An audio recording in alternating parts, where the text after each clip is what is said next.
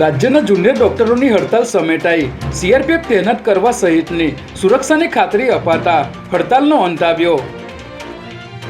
ગુજરાત વિધાનસભામાં અંધશ્રદ્ધા વિરોધી બિલ સર્વાનુમતે પસાર કરવામાં આવ્યું, જેમાં 6 માસથી 7 વર્ષ સુધીની કેદની સજાની જોગવાઈ કરવામાં આવી.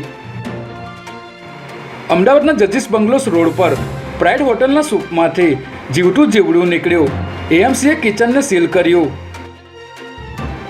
લાંચ કેસમાં બરતરફ કરાયેલા મનીષ મોડ સહિતના અધિકારીઓએ ફાયર વિભાગના સીએફઓ અને અન્ય હોદ્દાઓ માટે અરજી કરી.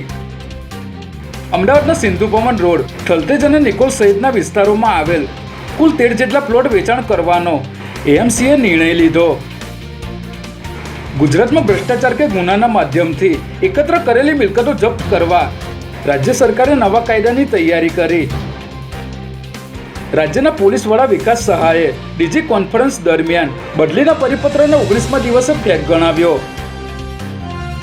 ગુજરાતમાં હવામાન વિભાગે આગામી 5 દિવસ રાજ્યમાં ભારેથી અતિભારે વરસાદની આગાહી કરી. દાહોદ, છોટાઉદેપુર, નર્મદા, ભરૂચ સહિતના જિલ્લાઓમાં યલો એલર્ટ જાહેર કરાયું.